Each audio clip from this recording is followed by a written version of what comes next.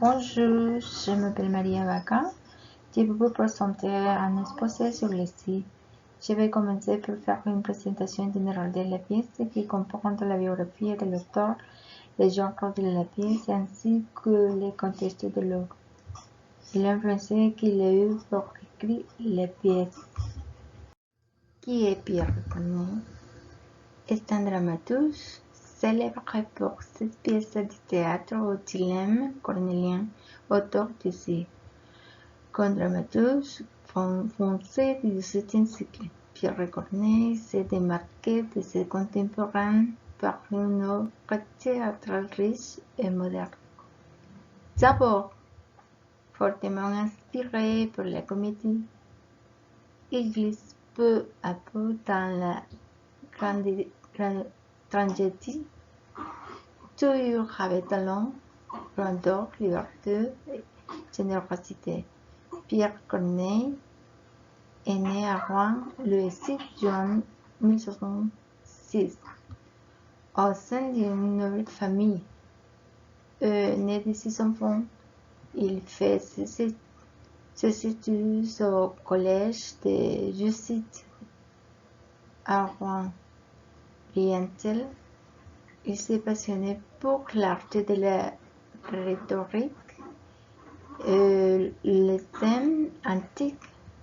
Il a obtenu son diplôme sans difficulté. On peut désormais rejoindre les barreaux sur les traces de son père et de son grand-père. Toutefois, le métier ne le combat pas. Sa timidité excessive ne lui permet pas de plaider librement. Il s'en détourne donc pour se consacrer à la poésie, à l'écriture. Il supporte toutefois sa charge jusqu'en 1651. Le cycle de Pierre Corneille est une des pièces les plus connues du répertoire français théâtral. Elle est célèbre pour la querelle nommée la querelle d'Issy, qu'elle soulève tant elle représente des deux orientations opposées de la création théâtrale, l'époque entre les audaces d'un baroque enflammé et l'idéal du classicisme. Lucie est une tragi-comédie du XVIIe siècle écrite en alexandrin version Drusilla qui se déroule en Espagne, à Séville. Cette pièce en 5 actes raconte l'histoire de l'amour de deux jeunes nobles, Rodrigo et Chimène, contrariés par la querelle de leur père, Tontier et Toncombe. Malgré un début tragique avec la mort de Toncombe, l'issue de la pièce est heureuse puisque l'union des amants est finalement réparée. Pierre Corneille a été influencé par différentes sources pour écrire la pièce. Le site. L'une des influences majeures est l'histoire de la mythologie espagnole, auquel il s'est inspiré pour créer l'intrigue des personnages de la pièce.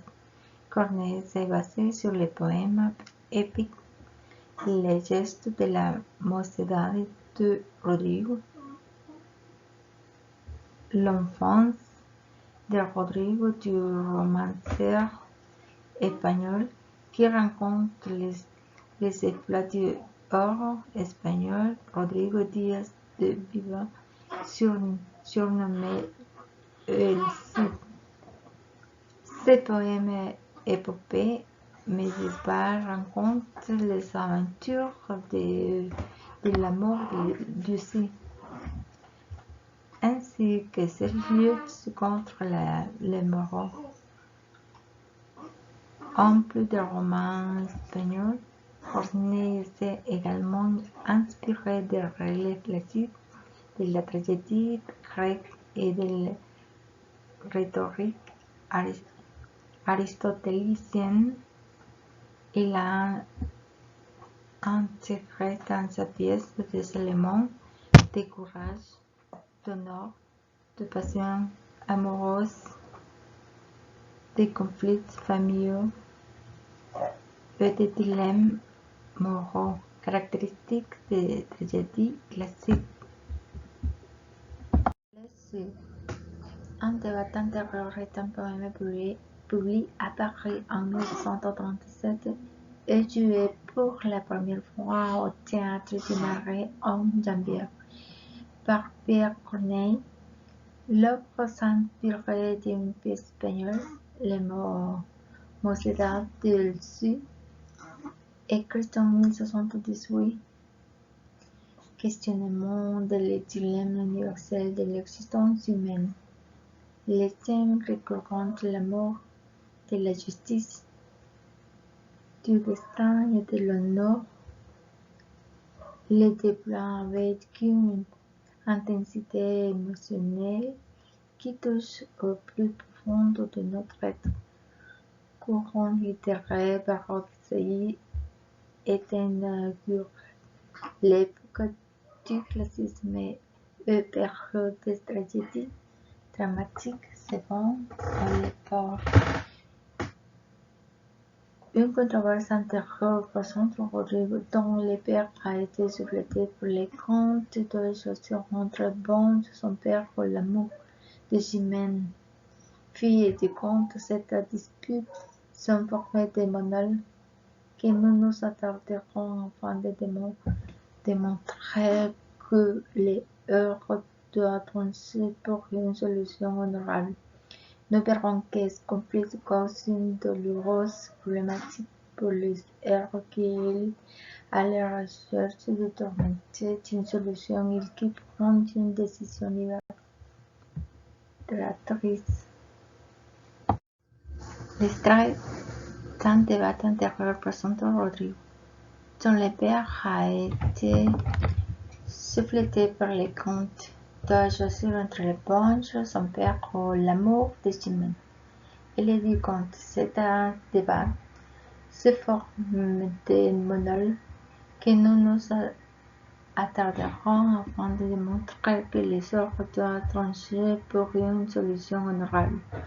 Nous verrons que ces conflits causent un combat. Tout redouble à ma peine.